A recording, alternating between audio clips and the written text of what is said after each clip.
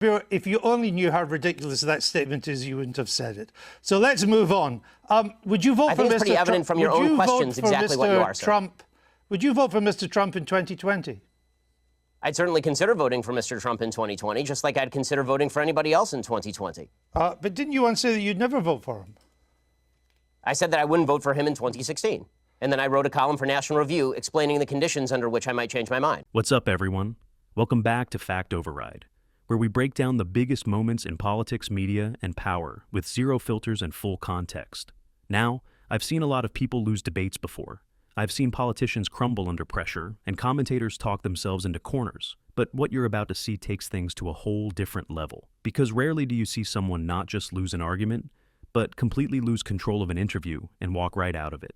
In today's clip, we're going back to one of the most infamous moments in political media, when American commentator Ben Shapiro sat down with a British journalist and ended up melting down on live air. It started as a routine exchange and ended as one of the most uncomfortable interviews ever recorded. And sure, this moment may be a few years old now, but the reason it's still worth talking about is simple. It perfectly captures what happens when someone used to controlling the narrative suddenly loses it in front of millions. Before we dive into the full story, comment where you're watching from. And don't forget to like and subscribe so you don't miss the next one. All right, let's roll the clip. American conservatism. What is it you think you're tapping into?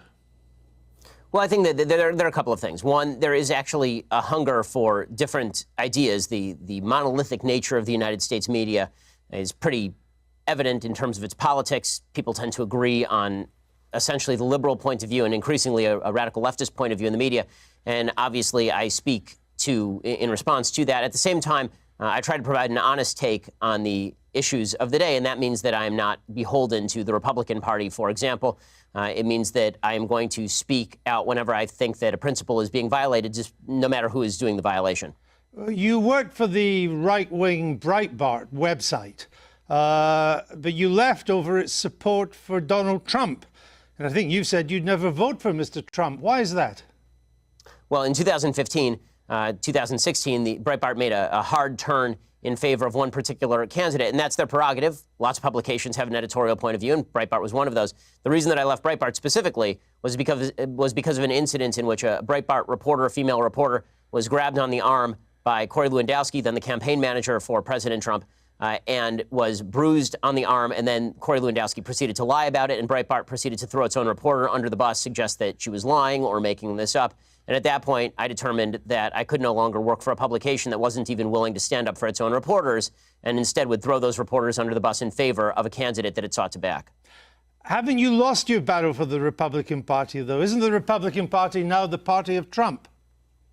No, I mean, I think that the Republican Party is always the party of whomever is the president, technically speaking. But in terms of who are the sort of the thought leaders inside the conservative movement, who are the people who are driving a lot of the discussion inside the conservative movement, I don't think that's correct at all. I think that most Republicans see President Trump as a vehicle for their policy preferences, but that doesn't necessarily mean that they agree with all of his personal foibles or the way that he behaves or the things that he says. And I think a lot of Republicans respond in anger to the media attacking President Trump mainly out of a reactionary and half-appropriate upset that the media seem to have a double standard when it comes to covering certain politicians. I'm interested that you think there's a thought movement inside the Republican Party.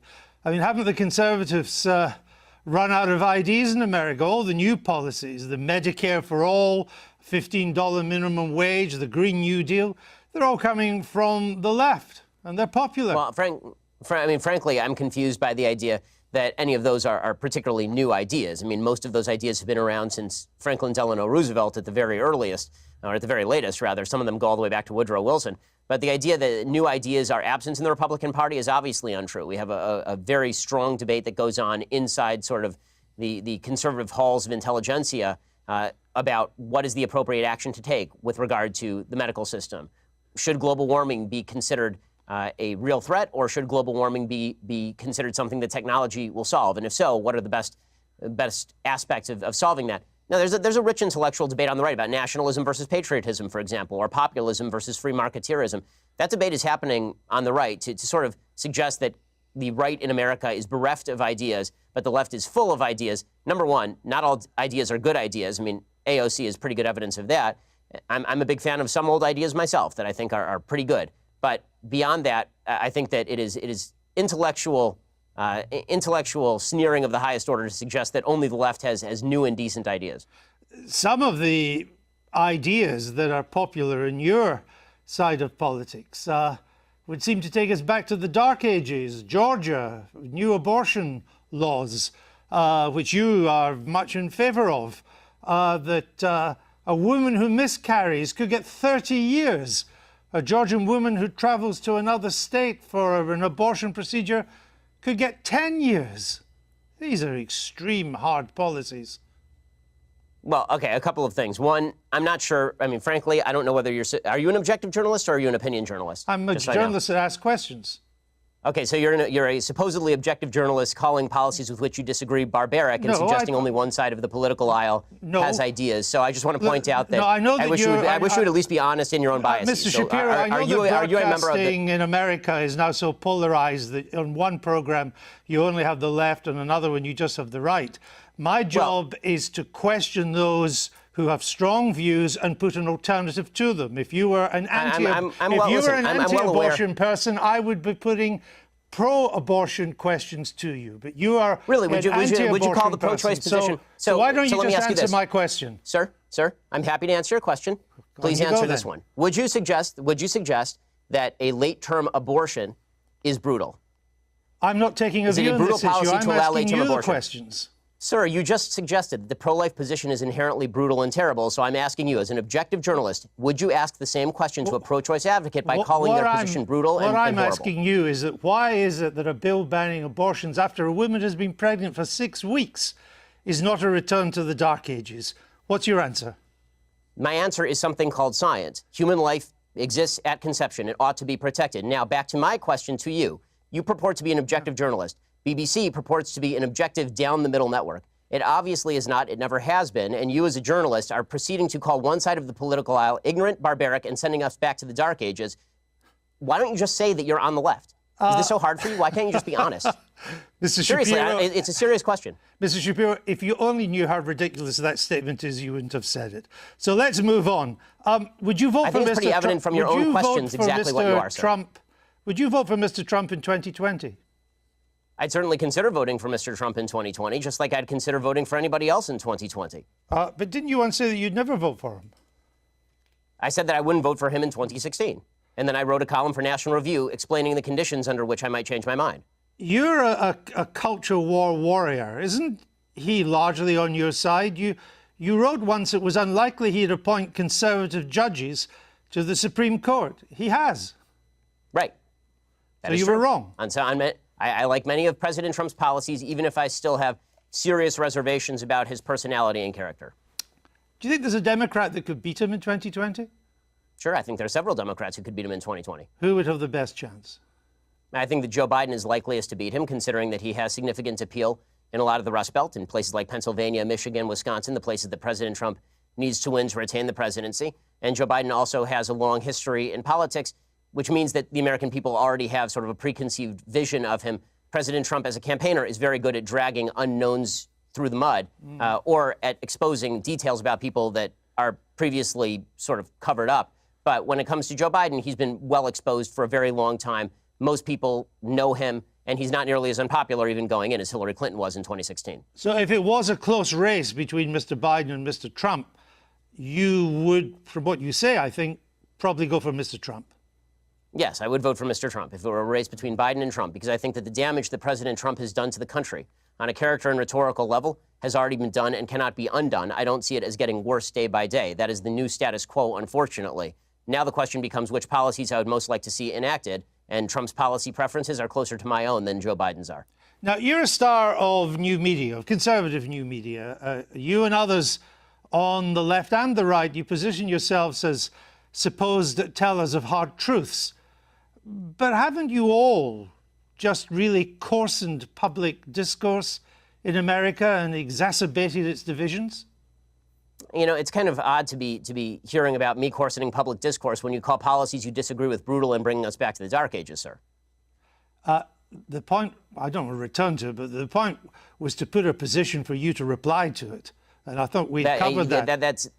Well, I'll put think some that of the points too, because on your your videos, characterization of issues is part of the problem in the coarsening of public debate. well, maybe it's also part of your problem too, because we have from your YouTube videos, Ben Shapiro destroys the abortion argument. Ben Shapiro destroys transgenderism and abortion. Is that not a kind of coarse public discourse? Well, are those videos labeled by me? I have no idea. But Why are you picking out? Why are you? views. I have a question. Why are you picking out random YouTube videos put up by people who are not me? Are you, and then attributing the titles to me? Are you unhappy with the way they've been described? I think that people can describe me however they please. It's a free country, and I'm all in favor of a public debate. If you watch the actual clips, they are generally civil conversations between me and somebody who disagrees with me. You say in your new book, you suggest that America's largest struggle at the moment is, quote, the struggle for our national soul. We are so angry at each other right now. And I think that's true. I've just returned from the United States. But aren't you part of the problem with the way you go about your discourse, not the solution?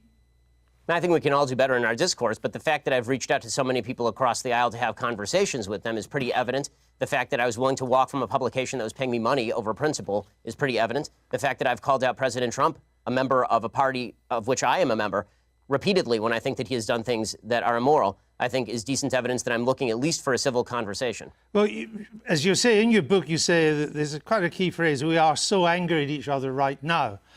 But as I say, aren't you part of that anger? Aren't you encouraging that anger? For example, you described Mr. Obama's State of the Union address in 2012 as fascist mentality in action. Well, I think that if you want to argue with the characterization, then we can talk about what exactly his State of the Union address said. Is it charged language in politics? Sure. The problem that I have is not with charged language in politics, which I'm generally in favor of. I like a robust public debate and a very loud and spirited public debate. I have no problem with that whatsoever. What I'm talking about is the assumption that people with whom we disagree politically are inherently of bad character or, in your words, want to bring us back to the dark ages. But again, it was your description of the State of the Union address in 2012 as fascist. The wording of President Trump's 2012 address was bad and wrong. That's all. There are plenty of things that are bad and wrong, but it doesn't make them fascist. Well, I suppose that's true. But if you would like to, again, if you'd like to read me the column out loud, I suppose I can critique it for you. Oh, well, again, with Mr. Obama, you said, and you're Jewish yourself. I only mention that because to put this in context. The Jews who vote for Obama are, by and large, Jews in name only. Ginos, you call them. My statement was based on the fact that Jews in the United States, as an ethnic group, are largely irreligious, which is true by every single poll. Jews are the most irreligious group in the United States. As an Orthodox Jew who actually takes Judaism seriously, the point that I am making is that most Jews who are ethnically Jewish are not religiously Jewish in any context. No. The point you were making is that Jews who vote for Obama are Jews in name only. I said that, yes, that is correct, that Jews who voted for Barack Obama, a progenitor of the Iran deal, a person who was cracking down on religious liberty, a person who spent much of his career as president of the United States attempting to deprive Israel of the necessities to defend itself, that people, Jews who voted for President Obama, by and large, cared about Judaism far less than they did about other priorities. Did you say they should turn their badge in as a Jew? Yes, I believe that if you are somebody who takes Judaism seriously, that comes along with ideological commitment. I mean, I guess. Also, I hope you're having fun, by the way, going through every old tweet that I've ever sent to try and do gotcha questions. But if you'd like to have a discussion about my general philosophy or things I've done in, say, I don't know, that was 2012, so it's now 2019. If you'd like to discuss something I've done in, say, like the past 5 years, why don't we do that? How about that? Because your book is a criticism of how angry America is and how America has to do better.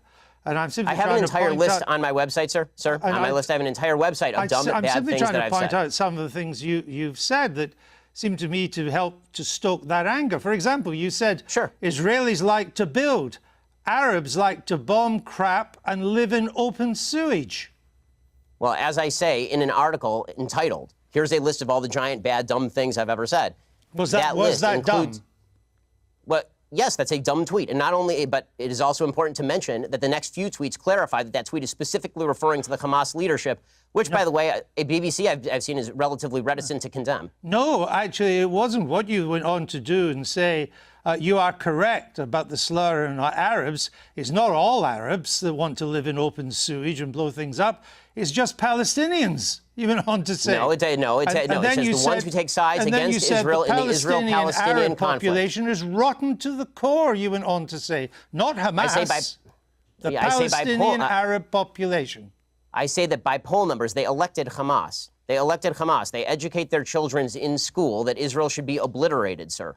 I guess if you want to read, honestly, this is a giant waste of time in the sense that the entire interview is designed for you to shout slogans or old things that I've said at me. I don't see how this forwards the debate. You talk about undermining the public discourse. It seems to me that simply going through and finding lone things that sound bad out of context and then hitting people with them is a way for you to make a quick buck on BBC off the fact that I'm popular and no one has ever heard of you. There are not many bucks to be made on the BBC, unlike American broadcasting, Mr. Shapiro. The point I'm trying to make is that your words are hardly designed to produce the consensus and understanding that the book seems to want to produce.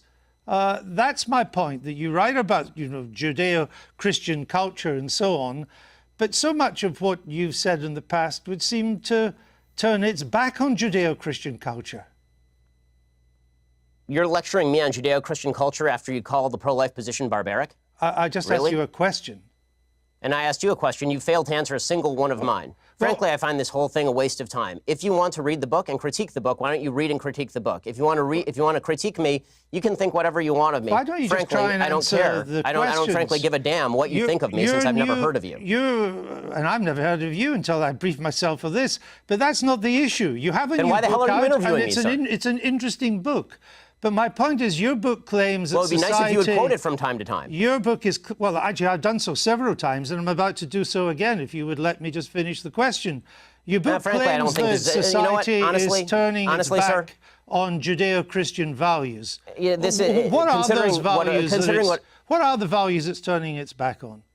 I'm not inclined to continue an interview with a person as badly motivated as you as an interviewer. So I think we're done here. I appreciate your time, sir. All right. Thank you so much. Thank you for your time and for sure. All right. So here's the thing.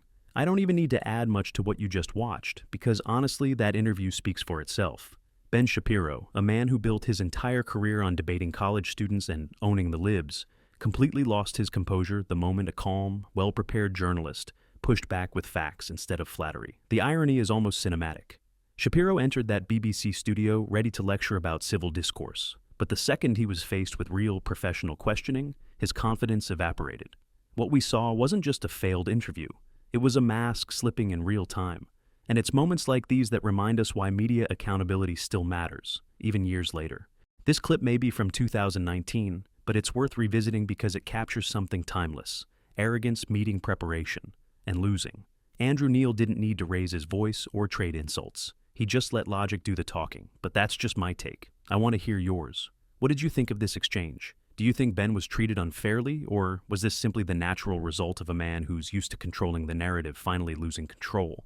Drop your thoughts in the comments. I'll be reading through them, as always. And if you haven't already, make sure to subscribe to Fact Override, hit the like button to help more people see this clip, and tap the notification bell so you never miss when we drop another political breakdown. Because if there's one thing this moment taught us, it's that even the loudest voices can crack when the questions finally get serious. See you in the next one.